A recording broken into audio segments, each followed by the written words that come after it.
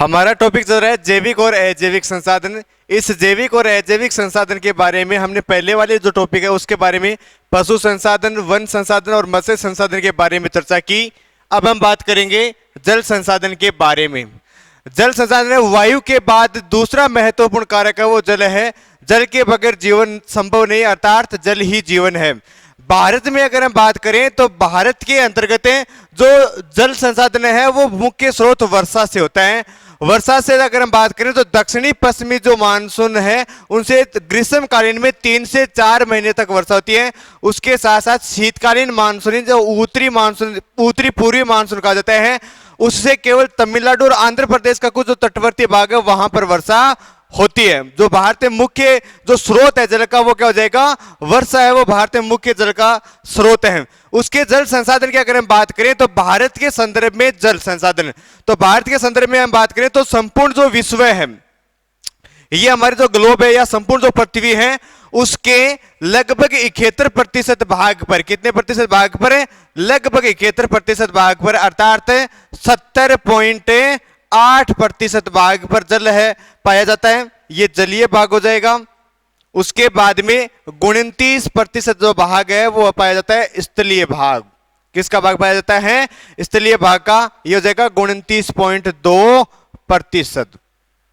अब इसके अंदर देखिए कि संपूर्ण जो ग्लोब है उसका कुल क्षेत्रफल है 50.99 करोड़ वर्ग किलोमीटर। कितना है, 50.99 करोड़ वर्ग किलोमीटर, अर्थात लगभग अगर माने तो 51 करोड़ वर्ग किलोमीटर है वो हमारा संपूर्ण पृथ्वी का क्षेत्रफल हो जाएगा या संपूर्ण ग्लोब का क्षेत्रफल हो जाएगा। इसमें से अगर हम स्थलीय भाग और जलीय भाग की बात करें तो स्थलीय और तो ये तो जाएगा 36.14 करोड़ वर्ग किलोमीटर। कितना हो जाएगा, 36.14 करोड़ वर्ग किलोमीटर का जो भाग है वो भाग आता है जलीय के अंतर्गत है। और स्थलीय की अगर हम बात करें तो स्थलीय के अंतर्गत आ जाएगा 14.88 करोड़ वर्ग किलोमीटर। कितना हो जाएगा, 14.88 करोड़ वर्ग किलोमीटर है वो स्थलीय भाग के अंतर्गत आता है। इस जो ये 71% है, इस 71% को हम मानते हैं 100%। कितना माने, 100%। तो इस 100% में से 97% जो जल है, कौन सा, 97% जल है वो लवणीय जल है। किस प्रकार का जल है, लवणीय जल है। और केवल 3% जो जल है वो पीने योग्य अर्थात मीठा जल है। कौन सा जाएगा, मीठा जल या अलवणीय जल है। ये जो मीठे जल का जो स्रोत है उस स्रोत की अगर हम बात करें तो वर्षा, उसके साथ साथ भूमिगत जो जल स्रोत है वो मीठे जल के प्रमुख स्रोत होते हैं। तो केवल 3% ही जल है वो मीठा है, 97% जल है वो लवणीय अर्थात खारा जल है जो समुद्रों के रूप में विद्यमान है। भारत के संदर्भ में अगर हम बात करें तो भारत की कुल जो क्षेत्रफल है वो विश्व के क्षेत्रफल का 2.4% है।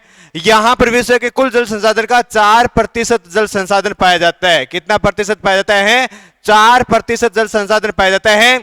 उसके साथ साथ विश्व की 17.5% जो जनसंख्या है, कितनी, 17.5% जनसंख्या है वो भारत में पाई जाती है।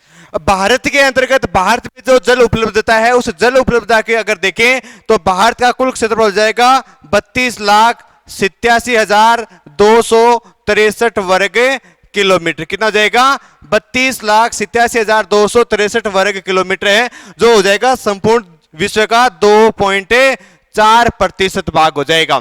अब भारत में जो कुल जल संसाधन पाया जाता है वो पाया जाता है 4,000 वर्ग किलोमीटर का भाग है वो पाया जाता है। कितना, 4,000 वर्ग किलोमीटर का जो भाग है वो भारत में जल संसाधन पाया जाता है।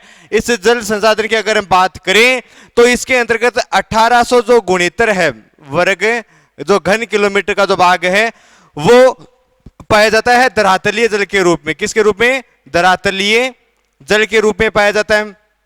उसके बाद में 1341 वर्ग जो घन किलोमीटर का भाग है वो हो जाता है वाष्पीकरण। किसके द्वारा, वाष्पीकरण हो जाता है। उसके साथ साथ में 790 जो घन किलोमीटर का जो जल भाग है वो भूमि के द्वारा सोख लिया जाता है। क्या किया जाता है, भूमि के द्वारा सोख लिया जाता है। तो ये हमारा हो जाएगा भारत के संदर्भ में जल संसाधन 4000 वर्ग घन किलोमीटर जल पाया जाता है। इसमें 1869, 1341 और 790 हो जाएंगे। अब भारत का ये जो क्षेत्रफल है इसके अंतर्गत हमारी जो बुक है उस बुक के अनुसार कि भारत में औसत जो वार्षिक वर्षा है वो होती है 108 सेंटीमीटर। कितनी होती है? 108 सेंटीमीटर औसत वार्षिक वर्षा होती है। ध्यान रखना वर्तमान समय में, किसमें?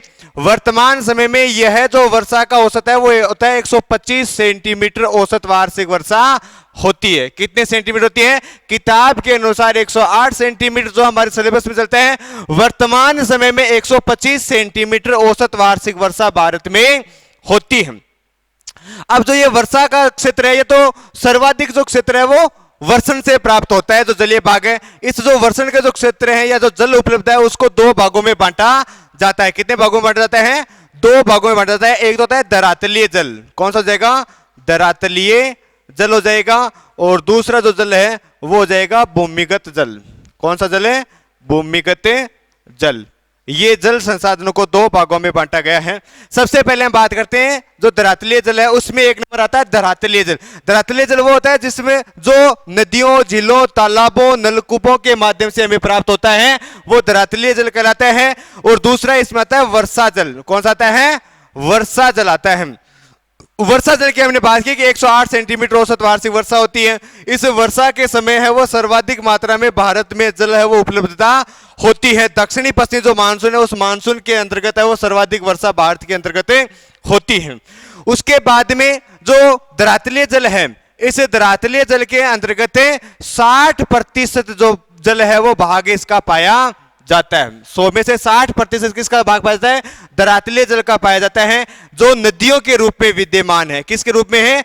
नदियों के रूप में विद्यमान है। और इस नदियों के क्रम को आधार पर अगर हम देखें तो 3 भागों में बांटा जाता है। उत्तरी भारत की नदियां या हिमालय क्रम की नदियां। कौन सी जाएंगी? उत्तरी भारत या हिमालय क्रम की नदियां। एक तो ये भाग हो जाएगा। उसके बाद दूसरा हो जाएगा मध्य भारत की नदियां। कौन सा हो जाएगा? मध्य भारत की नदियां। और तीसरा हो जाएगा दक्षिण भारत की नदियां। ये 3 हो जाएंगे। इसमें है वो 60% जल संसाधन पाए जाते हैं। इस 60 को अगर हम 100% माने, किसको? इस 60% जो भाग धरातलीय जल के रूप में है, इस 100% को अगर मानते तो इसके अंतर्गत 60% भाग आता है, इसके अंतर्गत 16% भाग आता है और इसके अंतर्गत 24% भाग आता है। प्रमुख अगर नदियों की बात करें, किसकी? नदियों की अगर हम बात करें तो प्रमुख जो नदियां हैं हिमालय क्रम की 3 प्रमुख नदियां हैं जिनमें 60% जल पाया जाता है। इन 3 नदियों में आ जाएगी पहली सिंधु, उसके बाद गंगा व ब्रह्मपुत्र। ये 3 वे नदियां हैं जो हिमालय क्रम की नदियां हैं, अर्थात हिमालय पर्वतमाला से इनका उद्गम होता है, जिसके अंदर धरातलीय जल का 60% भाग या 60% जल है वो पाया जाता है। उसके बाद मध्य भारत की अगर हम बात करें तो इसके अंदर 16% जो जल है वो नदियों, मध्य भारत की नदियों में पाया जाता है। इसके अंदर प्रमुख जो नदियां हैं वो आ जाएंगी नर्मदा। कौन सी? नर्मदा, ताप्ती और महानदी। कौन कौन सी नदियां आ जाएंगी? नर्मदा, ताप्ती और महानदियों में 16% जल संसाधन पाया जाता है। उसके बाद में तीसरा आता है दक्षिण भारत की नदियों में 24% जल पाया जाता है। और इस 24% जल की अगर हम बात करें तो इसमें आ जाएगा गोदावरी, कृष्णा और कावेरी। कौन कौन से जाएंगे? गोदावरी, कृष्णा और जो कावेरी नदियां हैं इनके अंतर्गत 24% जल संसाधन पाया जाता है। तो ये हमने बात की जल संसाधन वो हिमालय क्रम, मध्य भारत और दक्षिण भारत में। भारत की अगर हम बात करें तो भारत की सबसे लंबी जो नदी है, कौन सी? भारत की सबसे लंबी नदी है वो गंगा नदी है, जिसकी कुल लंबाई 2525 किलोमीटर है। इसका उद्गम है वो भारत से होता है, बंगाल की खाड़ी में जाकर के अपना जल विसर्जन करती है, लेकिन बांग्लादेश में भी ये प्रवाहित होती है। तो कुल लंबाई 2525 किलोमीटर। भारत में इसकी लंबाई 2071 किलोमीटर है। किसकी? गंगा की। अगर सबसे बड़ी नदी की बात करें भारत की, यानी जिसकी लंबाई के साथ साथ क्या हो चौड़ाई, तो वो हो जाएगी ब्रह्मपुत्र नदी। इसकी लंबाई है 2900 किलोमीटर, लेकिन ये तिब्बत, उसके बाद में भारत में ये अरुणाचल प्रदेश, असम में प्रवाहित होती है, फिर बांग्लादेश होते हुए ये बंगाल खाड़ी में अपना जल विसर्जन करती है। सिंधु नदी की अगर हम बात करें, इसकी लंबाई 2880 किलोमीटर है। इसका भी उद्गम है वो तिब्बत में होता है, भारत के जम्मू और कश्मीर में प्रवाहित होती है और पाकिस्तान को लगभग 2 बराबर भागों में विभाजित करती है और अपना जल विसर्जन अरब सागर में करने का कार्य करती है। अब बात है कि भारत सहायक लंबी जो सहायक नदी है वो है यमुना नदी, गंगा की सहायक नदी। किसकी सहायक नदी? गंगा की सहायक नदी है यमुना, जो भारत की सबसे लंबी सहायक नदी है। तो ये हमने बात की जल संसाधन के बारे में। उसके बाद दूसरा जो आता है भूमिगत जल, कौन सा आता है? भूमिगत जल की अगर हम बात करें, अभी इस धरातलीय जल के अंदर जो नदियों की बात की, तो नदियों के अंतर्गत 89% जो भाग है, कितना प्रतिशत है? 89% भाग है वो कृषि से संबंधित आता है। उसके बाद 9% जो भाग है वो घरेलू कार्य से संबंधित आता है और केवल 2% जो भाग है वो औद्योगिक कार्य के अंतर्गत आता है। किसके अंदर आता है? औद्योगिक कार्यों के अंतर्गत धरातलीय जल का उपयोग किया जाता है। इसके अंतर्गत एक आता है सिंचाई। क्या आता है? सिंचाई। सिंचाई क्या होता है? जल के अभाव के अंदर, यानी वर्षा जल के अभाव के कारण कृत्रिम तरीके से खेतों में पानी देना क्या कहलाता है? सिंचाई कहलाता है। सिंचाई के प्रमुख स्रोत की अगर हम बात करें तो नदियां हैं, झील हैं, तालाब हैं, पोखर हैं, उसके साथ साथ कुएं हैं, वो क्या हो जाएंगे? सिंचाई के प्रमुख साधन हो जाएंगे। दूसरा हमारा आ जाता है भूमिगत जल। भूमिगत जल यानी भूमि से हम जो खोद करके कुओं और नलकूपों के माध्यम से जल प्राप्त करते हैं, और इसका जो भाग आता है भूमिगत का वो 790 वर्ग किलोमीटर जो घन का भाग है वो भूमिगत जल के अंतर्गत आता है। इस भूमिगत जल के अंतर्गत सर्वाधिक जो क्षेत्र है, कौन सा क्षेत्र है? सर्वाधिक जो क्षेत्र है वो सतलज, उसके बाद में गंगा और ब्रह्मपुत्र। कौन कौन सी नदी देंगे? सतलज, गंगा व ब्रह्मपुत्र का जो मैदानी भाग है, इस मैदानी भाग में कुल भूमिगत जल का 44% भाग पाया जाता है। कितना पाया जाता है? 44% भाग है वो सतलज, गंगा व ब्रह्मपुत्र का जो मैदानी प्रदेश है वहां पर पाया जाता है। वहां पर सर्वाधिक मात्रा में कुएं हैं। दक्षिण भारत की अगर हम बात करें, तमिलनाडु है, केरल है, आंध्र प्रदेश है, उसके बाद तेलंगाना है, कर्नाटक है, महाराष्ट्र है, वहां पर भूमिगत जो जल है उसका कम इस्तेमाल किया जाता है। इसके साथ साथ अगर हम देखें कि भारत का जो तटीय प्रदेश है, तो यानी तटीय प्रदेश की लंबाई है वो काफी है और आंशिक रूप से कटी फटी तटीय सीमा है। इसके अंतर्गत केरल और तमिलनाडु और पश्चिम बंगाल जो राज्य है वहां पर लेगून प्रकार की जो जिले हैं वो जिले पाई जाती हैं। तो ये हमारा हो जाएगा धरातलीय जल। धरातलीय जल के साथ साथ हो जाएगा भूमिगत जल। अब इस भूमिगत जल की अगर हम बात करें, इसके बाद में कि जो जल संरक्षण है वो क्या होता है? तो जल संरक्षण है उसका मितव्ययिपूर्ण उपयोग विनाश रहित से है, क्योंकि जल है वो एक बार समाप्त होने के बाद इसका पुनः प्रयोग है वो नहीं किया जा सकता है। जल संसाधन है उसकी वर्तमान समय अगर देखें तो 3% ही है वो मीठा जल के रूप में हमें प्राप्त होता है। तो जल संभरण कार्यक्रम है, जल प्रबंधन, जल संचयन, वर्षा जल संचयन है, इस प्रकार के कार्य करके हम जल संसाधन या जल संरक्षण है वो करें सकते हैं। तो ये हमारा जो टॉपिक था वो था जल संसाधन। अब इसी टॉपिक के अंतर्गत जो अगला जो भाग आता है वो आता है खनिज संसाधन। कौन सा आता है? खनिज संसाधन की हम बातें करते हैं। खनिज संसाधन क्या होते हैं? यानी भूमि से जो भी हम खोद करके प्राप्त करते हैं उन्हें खनिज संसाधन कहा जाता है। खनिज संसाधन की अगर हम बात करें तो खनिज संसाधन वो धात्विक, अधात्विक और ईंधन खनिज के रूप में वो हमें प्राप्त होते हैं। भारत जब आजाद हुआ अर्थात 1947 के अंतर्गत खनिज जो संसाधन है वो प्राकृतिक एक अमूल्य उपहार है जिसका कोई खर्चा है वो हमें प्रकृति को नहीं देना पड़ता है। तो 1947 के अंदर जब भारत आजाद हुआ उस समय भारत में 22 प्रकार के जो खनिज थे, कितने प्रकार के? 22 प्रकार के खनिजों का खनन होता था।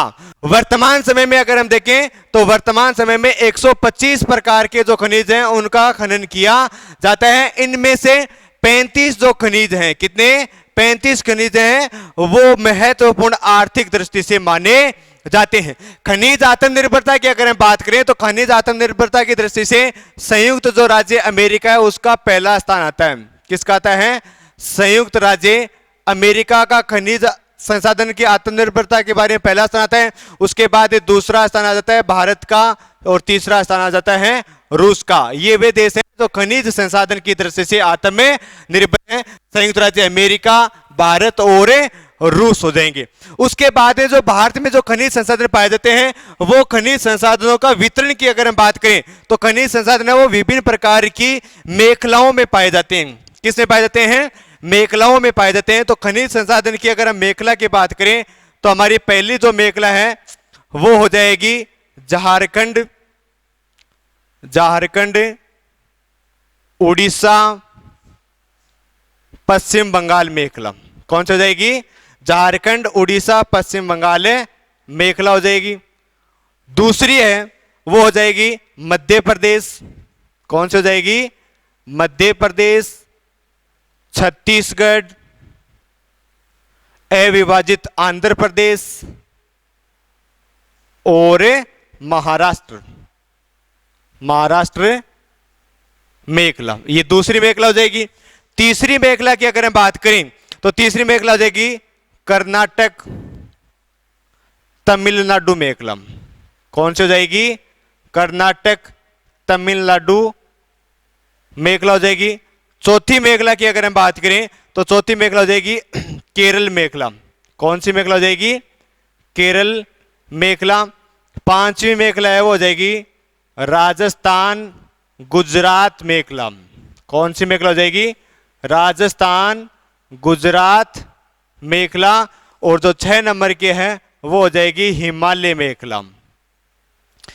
इन 6 मेखलाओं में है इसको विभाजित किया गया है। यानी भारत में खनिज जो संसाधन है उसके वितरण की अगर हम बात करें तो उन वितरणों को 6 मेखलाओं में विभाजित किया गया है। उन 6 मेखलाओं में सबसे पहले हम बात करते हैं झारखंड, उड़ीसा और पश्चिम बंगाल जो मेखला है, ये भारत का जो दक्षिणी पूर्वी जो भाग है वहां पर झारखंड राज्य, उड़ीसा और पश्चिम बंगाल में है वो खनिजों के पर्याप्त मात्रा में भंडार पाए जाते हैं। विशेष तौर से अगर हम बात करें तो लोहे ऐसे का है, मैंगनीज है, टंगस्टन है, कोबाल्ट है, निकल है, इनका उत्पादन है वो झारखंड, उड़ीसा, पश्चिम बंगाल मेखला में किया जाता है। दूसरी आ जाती है मध्य प्रदेश, छत्तीसगढ़, आंध्र प्रदेश और महाराष्ट्र मेखला। इस मेखला के अंतर्गत भी है वो लोहे से, उसके साथ साथ मैंगनीज है, अब्रक है, तांबा है और एल्यूमिनियम का उत्पादन किया जाता है। तीसरी है कर्नाटक और तमिलनाडु की बात करें तो कर्नाटक और तमिलनाडु में है वो सोना, चांदी, उसके साथ साथ में अब्रक है, एल्यूमिनियम है, जिरकन है, इनका उत्पादन है वो कर्नाटक, छत्तीसगढ़ मेखला के अंतर्गत किया जाता है। केरल मेखला की अगर हम बात करें तो यूरेनियम, यानी यूरेनियम और थोरियम जो प्रकार के आणविक ऊर्जा के जो स्रोत हैं वो केरल के बालू जो मृदा है वहां पर पाए जाते हैं। राजस्थान, गुजरात मेखला की अगर बात करें तो यहां पर कोयला का भंडार है, लोहे ऐसे के भंडार के साथ साथ की अगर हम बात करें तो पश्चिमी जो राजस्थान और जो गुजरात का उत्तरी पूर्वी भाग है वहां पर कोयला के साथ साथ प्राकृतिक गैस और प्राकृतिक जो तेल है वो पाया जाता है। हिमालय मेखला की अगर हम बात करें तो हिमालय मेखला के अंतर्गत जो कायंत्री चट्टानें वहां पर कोयला का उत्पादन होता है। मैग्नेटाइट जो प्रकार का कोयला है वो वहां पर केवल जम्मू कश्मीर राज्य में उत्पादन किया जाता है। उसके अलावा जिरकन है, फेल्सफोर्स है, ग्रेफाइट्स है, इनका उत्पादन है वो हिमालय मेखला के अंतर्गत किया जाता है। तो ये हमारी थी मेखला। तो भारत का जो खनिज संसाधन है उसका वितरण की बात की। उसके बाद में हम बात करते हैं जो भारत है उसके अंतर्गत जो खनिज है उन खनिजों का वर्गीकरण। किसकी बात करते हैं? खनिजों का वर्गीकरण की बात करते हैं। खनिजों का वर्गीकरण की अगर हम बात करें तो खनिजों को 3 वर्गों में विभाजित किया गया है। कितने वर्गों में विभाजित किया गया है? 3 वर्गों में विभाजित किया गया है। इन 3 वर्गों की अगर हम बात करें तो पहला है वो आ जाएगा धात्विक खनिज। कौन सा खनिज है? धात्विक खनिज। दूसरा आ जाएगा अधात्विक खनिज, अधात्विक खनिज। और जो तीसरा है वो आ जाएगा ईंधन खनिज। कौन सा खनिज आ जाएगा?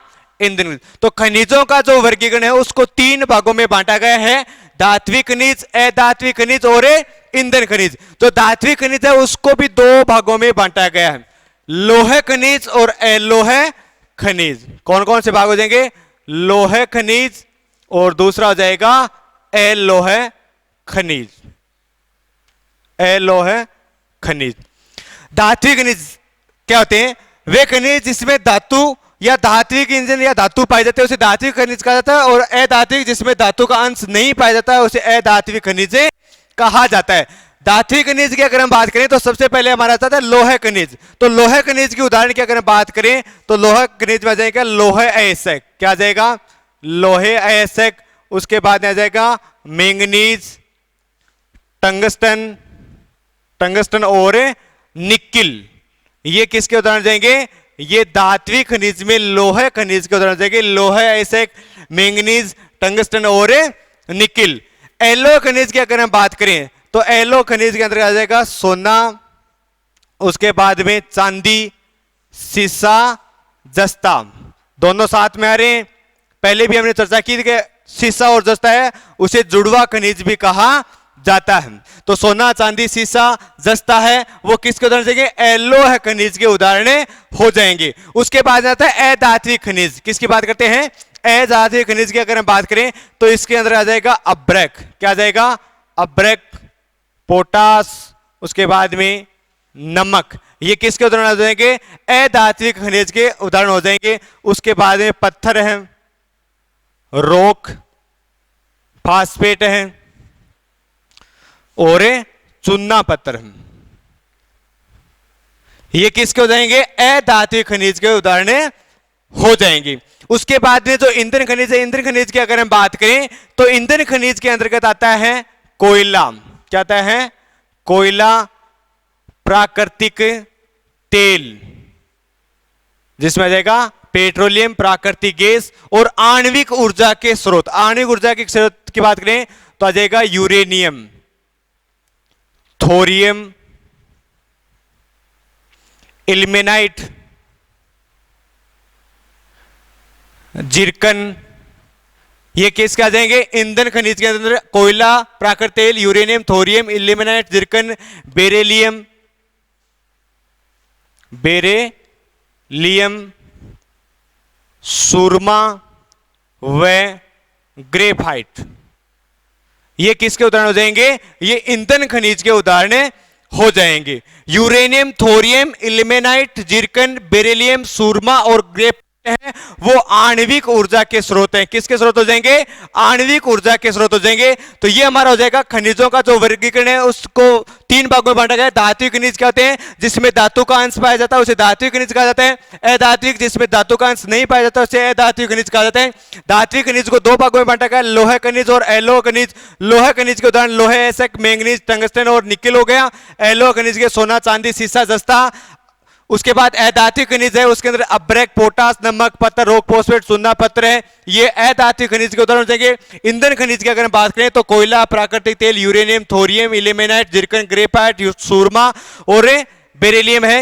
इन्हें आणविक खनिज कहा जाता है। क्या कहा जाता है, आणविक खनिज कहा जाता है।